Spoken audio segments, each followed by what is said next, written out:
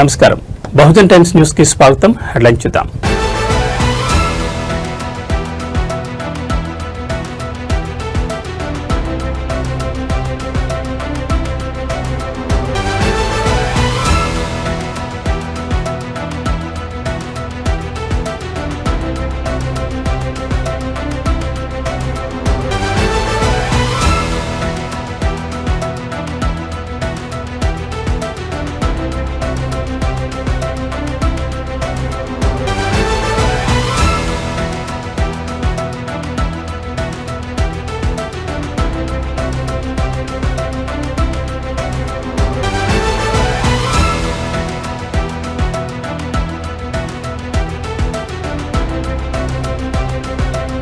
ముఖ్యమంత్రి రేవంత్ రెడ్డి ఢిల్లీ పర్యటనకు బయలుదేరి వెళ్లారు. శనివారం ఉదయం శంషాబాద్ విమానాశ్రయం నుంచి ఢిల్లీకి పయనమయ్యారు.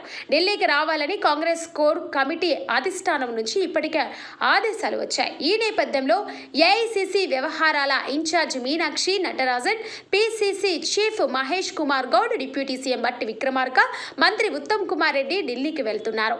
వీరంతా ఇవాళ సాయంత్రం డిసిసి అధ్యక్షుల ఎంపికపై ఏఐసిసి పెద్దలతో సమావేశం కానున్నారు. డిసిసిల ఎంపికతో పాటు జూబ్లీహిల్స్ బైపోల్, స్థానిక సంస్థల ఎన్నికలు, మంత్రివర్గ విస్తరణ, ప్రస్తుత రాజకీయ పరిణామాలపై అధిష్టానం పెద్దలతో సీఎం చర్చించనున్నట్లు సమాచారం. డిసిసిల ఎంపిక విషయంలో ఇప్పటికే రాష్ట్ర వ్యాప్తంగా పర్యటించిన 22 మంది ఏఐసిసి పరిశీలకులు 35 డిసిసి అధ్యక్షుల నియామకానికి 3 పేర్ల చొప్పున జాబితా సిద్ధం చేసి అధిష్టానానికి పంపించారు. ఈ జాబితాపై అధిష్టానం ఇవాళ తుది నిర్ణయం తీసుకోనుంది.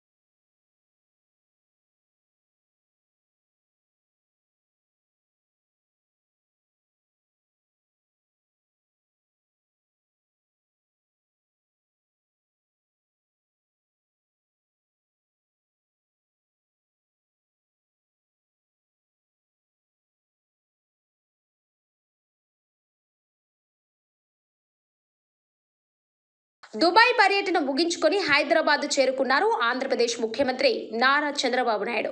పెట్టుబడుల లక్ష్యంగా 3 రోజుల పాటు దుబాయ్లో పర్యటించారు ఏపీ సీఎం. ఈ పర్యటనలో ప్రముఖ వ్యాపారవేత్తలు, యుఏఈ మంత్రులతో 25 కీలక సమావేశాల్లో పాల్గొన్నారు. గల్ఫ్ దేశాల్లోని ప్రవాసాంధ్రులతోనూ సమావేశమయ్యారు. ఆంధ్రప్రదేశ్ రాష్ట్రంలో పెట్టుబడులకు ఉన్న అవకాశాలు, ఉన్న వనరులు, రాష్ట్ర ప్రభుత్వం కల్పించే సౌకర్యాలు, ఇలా అన్ని వివరించారు సీఎం చంద్రబాబు. నవంబర్ 14, 15 తేదీలలో విశాఖపట్నం వేదికగా జరగనున్న సిఐఐ ఇన్వెస్టర్స్ మీట్లో పాల్గొనేందుకు రావాల్సిందిగా అందరినీ ఆహ్వానించారు ముఖ్యమంత్రి నారా చంద్రబాబు నాయుడు. దుబాయ్లో తెలుగు ప్రజలతో నిర్వహించిన డయాస్పోరా సమావేశంలో పాల్గొన్న ముఖ్యమంత్రి చంద్రబాబు నాయుడు కీలక వ్యాఖ్యలు చేశారు. గల్ఫ్లోని UAE, Saudi Arabia, Kuwait, Oman, Bahrain, Qatar దేశాల నుంచి పెద్ద సంఖ్యలో తెలుగు ప్రజలు ఈ సమావేశానికి హాజరయ్యారు. అనంతరం ఈ కార్యక్రమాన్ని ఉద్దేశించి ముఖ్యమంత్రి చంద్రబాబు ప్రసంగించారు. ఈ కార్యక్రమంలో మంత్రులు టీజీ భరత్, బీసీ జనార్దన్ రెడ్డి తదితరులు పాల్గొన్నారు. 30 ఏళ్లుగా దుబాయ్ వస్తున్నా కానీ ఈసారి దుబాయ్లో తెలుగు ప్రజలు చూపిస్తున్న ఉత్సాహం గతంలో ఎప్పుడూ చూడలేదన్నారు. మొన్న ఎన్నికల్లో కూటమి గెలవాలని సొంత డబ్బులతో రాష్ట్రానికి వచ్చి ఓట్లు వేసి కూటమికి ఘన విజయం అందించారు. మీరు మా పైన చూపిన నమ్మకాన్ని జీవితంలో మర్చిపోలేను అన్నారు చంద్రబాబు.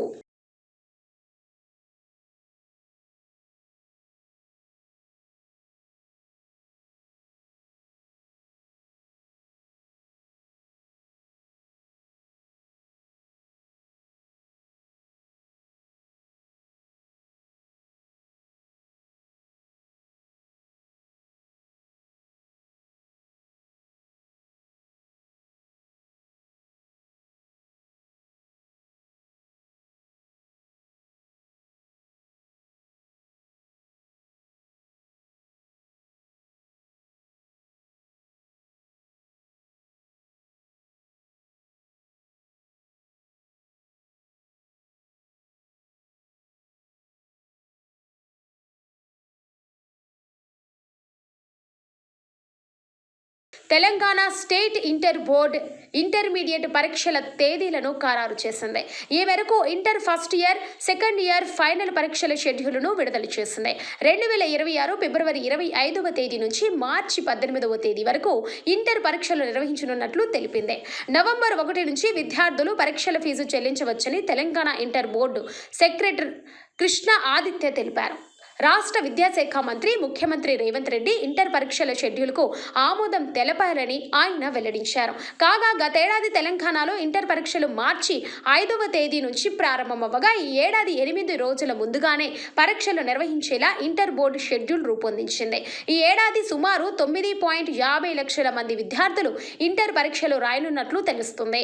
12 ఏళ్ల తర్వాత ఈసారి ఇంటర్మీడియట్ సిలబస్ను కూడా బోర్డు మార్చింది.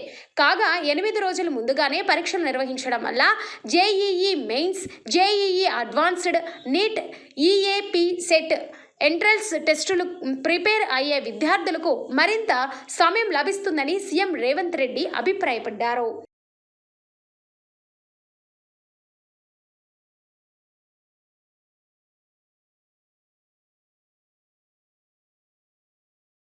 ఆంధ్రప్రదేశ్కి మరో తుఫాను ముప్పు పొంచి ఉంది. ఆగ్నేయ బంగాళాఖాతంలో కేంద్రీకృతమైంది తీవ్ర అల్పపీడనం. ఇది పశ్చిమ వాయువ్య దిశగా కదులుతూ నేడు వాయుగుండంగా రూపాంతరం చెందుతుందని, రేపు తీరం వాయుగుండంగా బలపడుతుందని అంచనా వేస్తున్నారు. ఎల్లుండికి నైరుతి ఆనుకొని ఉన్న పశ్చిమ మధ్య బంగాళాఖాతంలో తుఫాన్గా మారే అవకాశం ఉంది. దీని ప్రభావంతో ఇవాళ కోనసీమ, కృష్ణా, బాపట్ల జిల్లాల్లో అక్కడక్కడ మోస్తరు నుంచి భారీ వర్షాలు కురుస్తాయని, ప్రకాశం, నెల్లూరు, తిరుపతి జిల్లాలలో అక్కడక్కడ మోస్తరు నుంచి భారీ వర్షాలు పడతాయని, మిగతా జిల్లాలో కొన్ని చోట్ల తేలికపాటి నుంచి మోస్తరు వర్షాలు కురుస్తాయని వాతావరణ శాఖ అంచనా వేస్తుంది. అయితే ఏపీకి తుఫాను ముప్పు పొంచి ఉందని ఐఎండీ పేర్కొంది. బంగాళాఖాతంలో కేంద్రీకృతమైన తీవ్ర అల్పపీడనం పశ్చిమ వాయువ్య దిశగా నెమ్మదిగా కదులుతుంది. ఇవాళ వాయుగుండంగా, రేపు తీవ్ర వాయుగుండంగా రూపాంతరం చెందే అవకాశం ఉందని పేర్కొంది. ఇది తుఫాన్గా మారితే మెనదాగా నామకరణం చేయనుందని ఐఎండీ దీని ప్రభావంతో 5 రోజుల పాటు రాష్ట్రంలోని వివిధ ప్రాంతాల్లో విస్తారంగా వర్షాలు కురిసే అవకాశం ఉందని అమరావతి వాతావరణ కేంద్రం పేర్కొంది.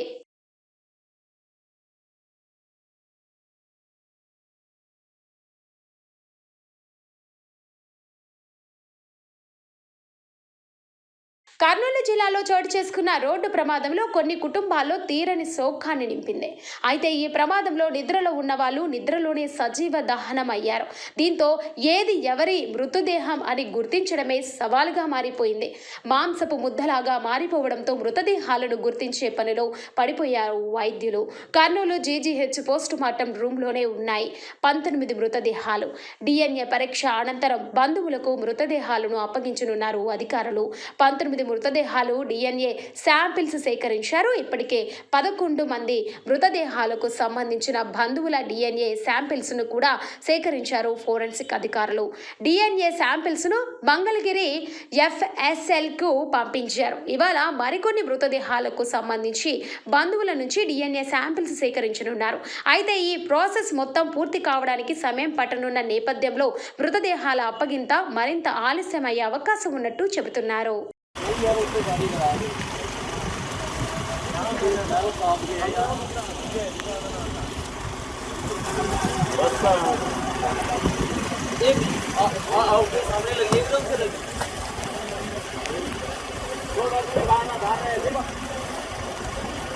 गाड़ी का सिस्टम क्या है ना, ये गाड़ी एकदम कुछ प्रॉब्लम आ जाए इसके जो नहीं पूछते हैं कोई तो प्रॉब्लम है स्लीपर का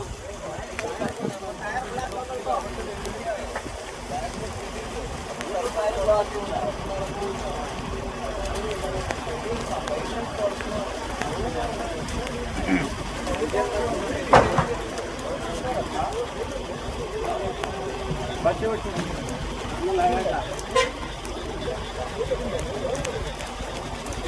చాలా ఉన్నారు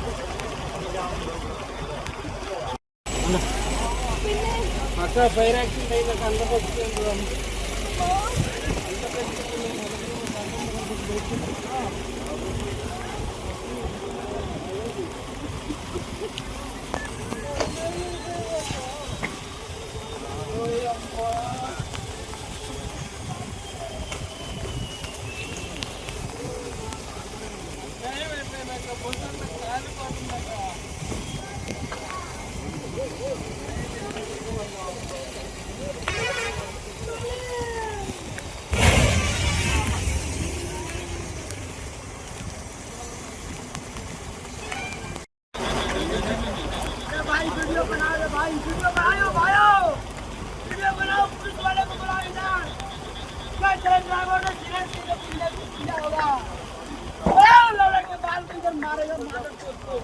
सरिया निकालो साल इसको मत पीछेगा पक्का सरिया निकालिए हम लोग का ये जान लेने वाला तो ये जान ले लो इसको पता था कि नहीं आप लेने वाला गाड़ी नहीं निकालेगा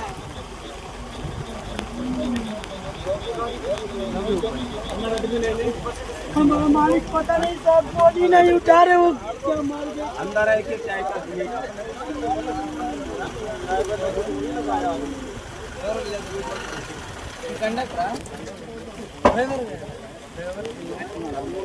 वो एसी गाड़ी है ना हाँ उसके साथ तो ये होगा अभी इंजन हीट हो गया होगा इसके लिए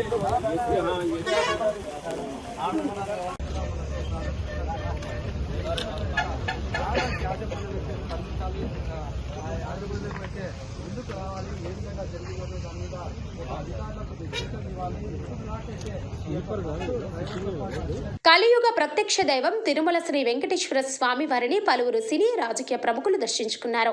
వీఐపీ విరామ సమయంలో మంత్రి నాదెండ్ల మనోహర్, సినీ దర్శకుడు మున్నా ధూళిపూడి, నిర్మాత ఇమ్మూడి నరసయ్య, అలాగే తమిళనాడు మంత్రి సివి గణేశన్ వేరువేరుగా స్వామివారి సేవలో పాల్గొని మొక్కులు చెల్లించుకున్నారు. దర్శనానంతరం రంగనాయకుల మండపంలో వేద పండితులు వేద ఆశీర్వచనం అందించగా ఆలయ అధికారులు శ్రీవారి తీర్థ ప్రసాదాలు అందజేశారు.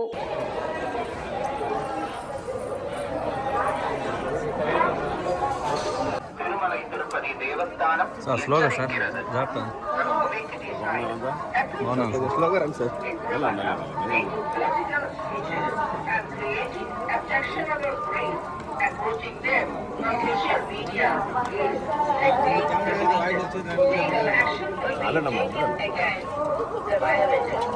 ఇతరులకి ఇబ్బంది అవుతుంది, మీకు కూడా ఇబ్బంది అవుతుంది. సార్ అన్నీ టీవీ కావాలి సార్. ఏం కాదమ్మా, వదిలేండి ప్రశాంతంగా ప్రశాంతంగా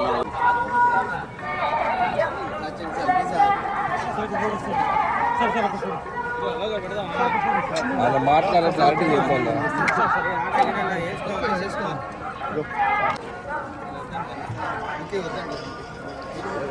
తెలుసుగా మీకు. Thank you. జాగ్రత్తమ్మా మీరు అందరూ. సార్ అలవాటే సార్. కరెక్టే కానీ ఓకే సార్ వెనకలేంటి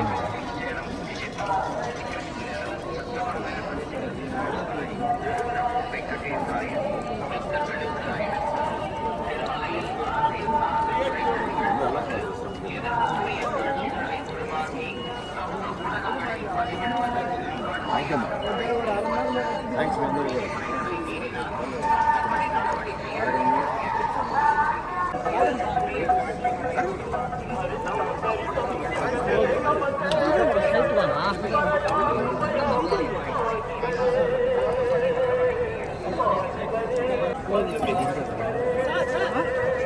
సార్ ఒక నిమిషం సార్ ఇంక తెలియదు సార్ సార్ ఒక నిమిషం సార్ సైడ్ కొంచెం వెనక్కి రండి సార్ వస్తుంది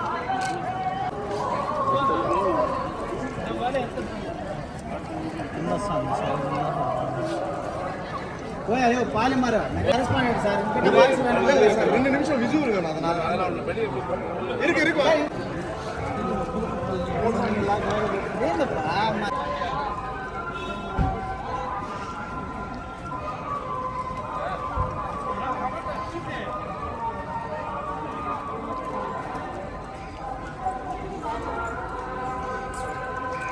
ఏపీ మాజీ ముఖ్యమంత్రి జగన్ మోహన్ రెడ్డి ఎమ్మెల్యే బాలకృష్ణపై చేసిన వ్యాఖ్యలకు నిరసనగా హిందూపురం టీడీపీ శ్రేణులు బగ్గుమన్నాయి.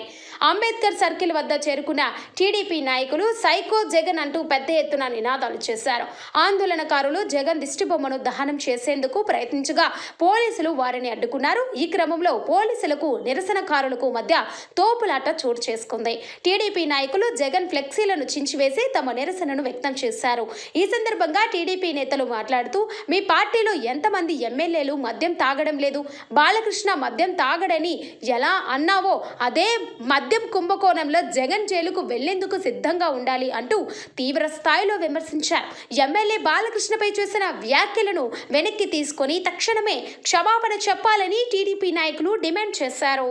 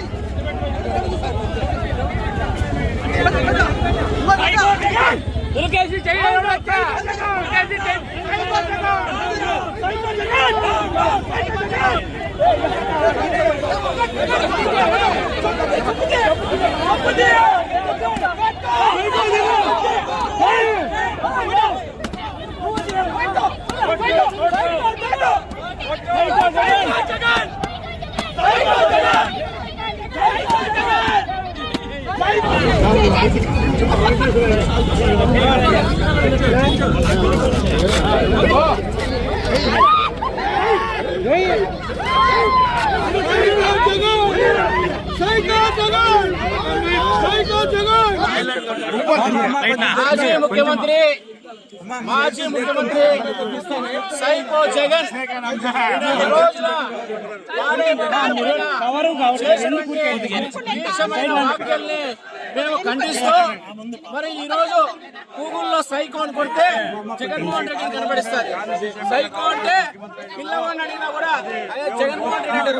అటువంటి సైకోకి వారి పేరు పర్యాయపదమే జగన్. ఇలాంటి సందర్భంలో ఆయన మా బాలయ్య బాబు గారి నుంచి తాగొచ్చి మాట్లాడతారని అంటున్నారు. అంటే పచ్చగా ఉన్న లోకమంతా పచ్చగా ఉన్నట్ల ఈయన మద్యం కుంభకోణంలో ఇరుక్కుపోయినాడు కాబట్టి ఎప్పుడు కూడా మద్యం కుంభకోణంలో ఎప్పుడు లోపలికి పోదా తెలియదు కాబట్టి ఆ మద్యం కుంభకోణంలో ఉన్నటువంటి ఈ జగన్మోహన్ రెడ్డి మరి తాగొచ్చి మాట్లాడుతుంటాడు. అంటే నీ మనసులో అంతా తాగుడు వ్యసనాలు ఇటువంటి ఆలోచన ఉంది. మా బాలయ్య బాబు గారి వ్యక్తిత్వం తెలియక మాట్లాడుతున్నాం. ఆయన ఆధ్యాత్మిక చింతనతో ప్రపంచ చింతతో నడిచినటువంటి వ్యక్తి బాలయ్య బాబు గురించి ఈ రాష్ట్రంలో కాదు ప్రపంచంలో నలుమూల తెలుగు వారందరికీ ఆయన వ్యక్తిత్వం ఎటువంటిదో ఆయన నడవంటి ఎటువంటిదో అందరికీ తెలుసు. క్రమశిక్షణ జీవన విధానం ఆధ్యాత్మిక చింతన కలిగిన మహా భక్తులు లాంటి నందమూరి బాలయ్య బాబు గారు అసెంబ్లీని పవిత్రంగా భావించే వ్యక్తి బాలయ్య బాబు గారు. మహిళల్ని గౌరవించే బాలయ్య గారు తాగొచ్చారా ఎలా అంటావు? నోటికొచ్చింది మాట్లాడతావా? తస్మాత్ జాగ్రత్త. ఇవాళ అభిమాన ఆగ్రహం చూస్తున్నావు. మెదక్ జిల్లా నర్సాపూర్ మండలం నారాయణపూర్లోని ట్రైబల్ వెల్ఫేర్ రెసిడెన్షియల్ జూనియర్ కళాశాల పాఠశాలలో ఎన్నికల బీభత్సం సృష్టిస్తున్నాయి. నిద్రిస్తున్న 8 మంది విద్యార్థినులను ఎలుకలు కరవడంతో భయంతో వసతి గృహం ఒక్కసారిగా ఉలిక్కిపడింది. విద్యార్థులు గాయపడినప్పటికీ ఈ విషయం బయటకు పొక్కకుండా సిబ్బంది తీవ్రంగా ప్రయత్నించినట్లు తెలుస్తుంది. విషయం తెలిసి నిలదీయగా విద్యార్థినులకు టీటీ ఇంజెక్షన్లు వేయించామని సిబ్బంది తెలిపారు. అయితే ఈ ఘటనపై ప్రిన్సిపాల్ లలితాదేవి వ్యవహరించిన తీరు మరింత వివాదాస్పదంగా మారింది. మీడియాతో మాట్లాడిన ఆమె గతంలో 3 పాములను చంపామని, ఎలుకలు కరవడం చాలా చిన్న విషయం అంటూ నిర్లక్ష్యంగా వాగ్వాదానికి దిగారు. వసతి గృహాల్లో పారిశుద్ధ్య లోపం, విద్యార్థుల భద్రతపై అధికారుల నిర్లక్ష్యం మరోసారి ఈ ఘటనతో బయటపడింది.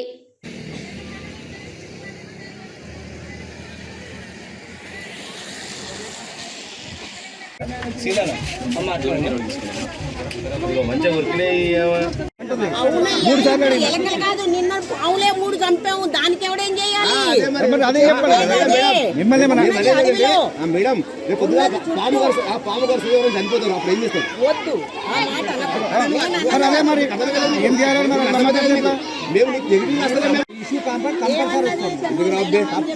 ఎవరైతే చెప్పరా వేరే వాళ్ళకి చెప్పరా? అదేనండి ఎందుకు చెప్పరు?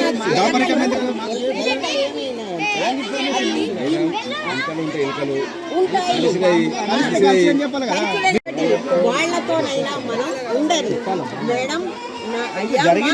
అదే నేను చెప్పేది అదే మాకున్న నిజమే సార్ జరిగింది. మేము కూడా అవస్థ ఇప్పుడు కోతులు ఉన్నాయి. అంటే మేడం గారు అన్ని మీకేమవుతుంది?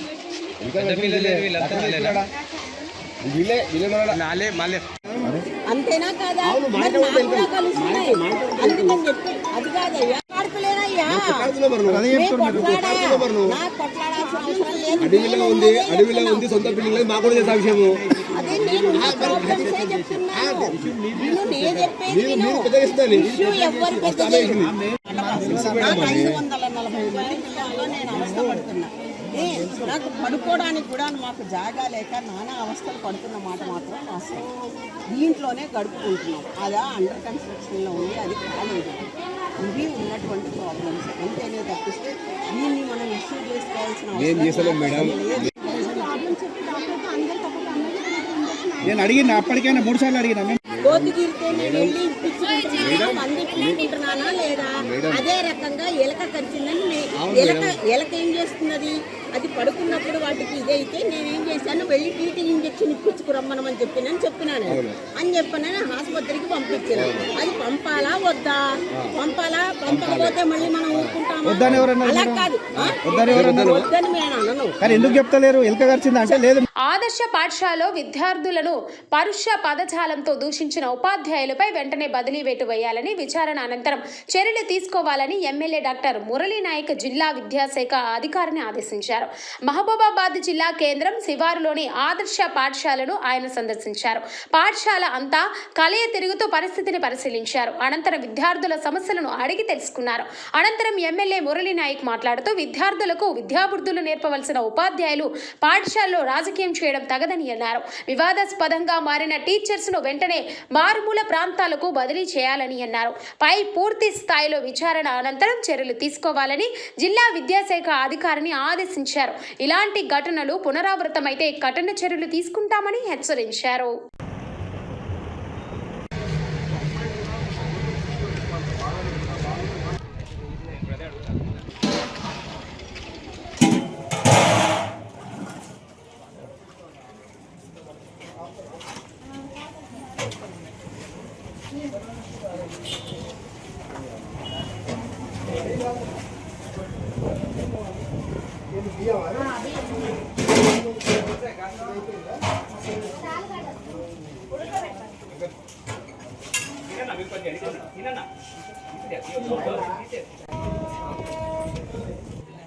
ఇప్పుడు ఈ వంటది స్లాబ్ వేసి వదిలేసింది ఎందుకు? ఇది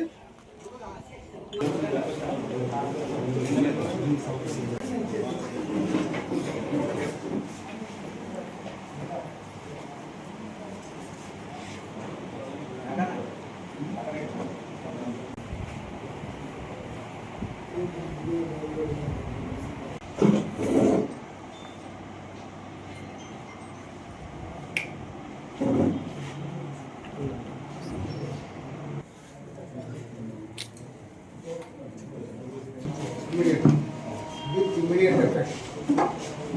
ఎవరైతే ఇష్యూ చేస్తున్నారో, ఎవరైతే ఇష్యూ చేపిస్తున్నారో ఇద్దరిని బయటకు పంపించారు. ఎక్కడ మారుమూల గంగారం లాంటి ప్లేస్కి బస్సు సౌకర్యం లేని ప్లేస్ పంపించిన వారికి కలెక్టర్ గారితో మాట్లాడి ఇవాళ సాయంత్రం కల్లా మనం ఇక్కడ ఉండేది పిల్లల భవిష్యత్తు చూడడానికి, మన పిల్లలు మన సొంత ఇంటి పిల్లలాగా చూసుకోవాలి. మనం అలాంటిది కావాలని వాళ్ళ పోస్ట్ ఒకరి మీద ఒక అలిగేషన్ వేసుకొని దాదాపు 1 month నుంచి స్కూల్ సరిగ్గా పనిచేయట్లా. టీచర్స్ మధ్యలో గొడవ అంత నాట్యం చేస్తున్నారు. మీరు కలెక్టర్ గారితో డిస్కస్ చేసి నా స్టాండింగ్ ఆర్డర్ అనుకోండి, కలెక్టర్ గారితో డిస్కస్ చేసి ఎవరైతే ఇద్దరు కొట్లాడ పెట్టుకునే టీచర్స్ వాళ్ళకి ఫస్ట్ అండ్ ఫార్మోస్ట్లీ వాళ్ళిద్దరిని ఎటువంటి ప్లేస్లో అంటే ఒక 5 కిలోమీటర్ల నుంచి బస్సు ఎక్కేటట్టు ప్రొవిజన్ పెట్టండి. దీని మీద ఎంక్వైరీ చేసి పనిష్మెంట్ తర్వాత ఫస్ట్ అయితే వాళ్ళిద్దరిని ఇక్కడి నుంచి ట్రాన్స్ఫర్. ఈ దెబ్బతోటి ఇక్కడ మొత్తం సెపరేట్ కావాలా. మళ్ళీ నేను మండే వస్తాను ఇక్కడికి. మండే కల్లా 2 టీచర్స్ ఇక్కడ ఉండదు. మీరు ఎంక్వైరీ చేయండి. ఎంక్వైరీ చేసి ఇద్దరిని రిమోటెస్ట్ విలేజెస్ పంపించేసి మిగతా టీచర్స్ భయం ఉండాలి. మనం జీతం తీసుకుంటున్నాం, మీరు కష్టపడి ఈ స్థాయికి వచ్చింది, ఉద్యోగాలు చేస్తూ ఉన్నారు. కాంపిటీషన్లో వచ్చింది. మన ప్రభుత్వం ఉద్యోగస్తులు ఫస్ట్ ప్రయారిటీ ఇచ్చి మొదటి తారీఖు 2వ తారీఖులో జీతాలు ఇస్తుంది. అంత కష్టపడి పని చేస్తున్నట్టు మన ప్రభుత్వానికి చెడ్డ పేరు తీసుకురావాలని ఎంత వైరల్ అయితే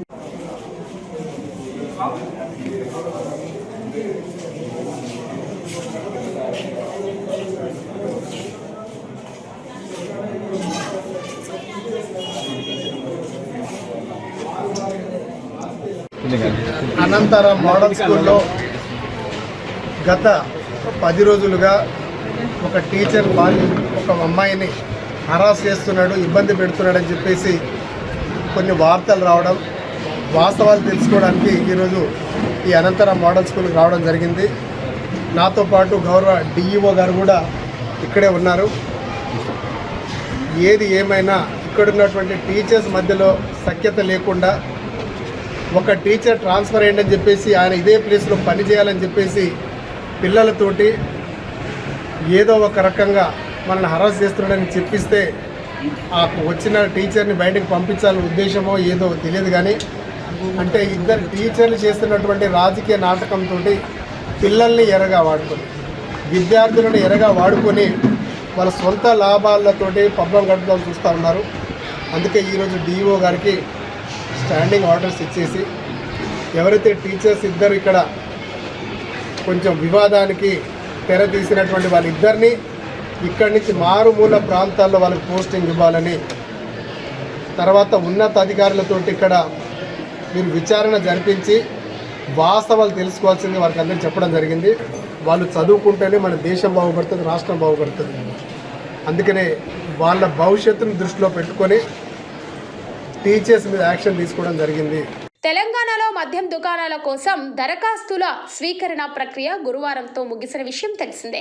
అయితే రాష్ట్రంలో బీసీ బంద్, బ్యాంకుల బంధులతో దరఖాస్తు చేసుకోలేకపోయామన్న ఫిర్యాదుతో ఎక్సైజ్ శాఖ ఆ మద్యం షాపుల దరఖాస్తుల గడువును ఈ నెల 23 వరకు పొడిగించింది. అయితే దరఖాస్తును గడువు పెంచడం చట్ట విరుద్ధమంటూ పలువురు మద్యం వ్యాపారులు తెలంగాణ హైకోర్టులో పిటిషన్ దాఖలు చేశారు.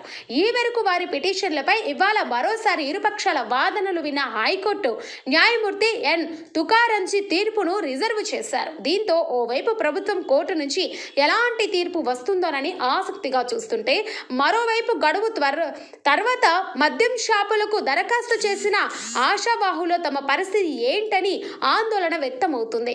అయితే వాదనల సందర్భంగా ఆయన సంచలన వ్యాఖ్యలు చేశారు.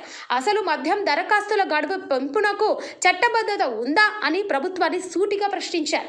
ఇలా ఇష్టానుసారంగా వ్యవహరించడం కుదరదని కామెంట్ కూడా చేశారు. చట్టవిరుద్ధంగా గడువు పెంచితే దరఖాస్తులు రద్దు చేయవలసి ఉంటుందని జస్టిస్ తుకారంజీ తీవ్ర ఆగ్రహం వ్యక్తం చేశారు. ప్రభుత్వం తరపు న్యాయవాది విజ్ఞప్తి మేరకు కేసులో తదుపరి విచారణను ఇవాల్టికి వాయిదా వేయగా ఇరుపక్షాల వాదనలు విన్న ధర్మాసనం తీర్పును రిజర్వ్ చేస్తుంది.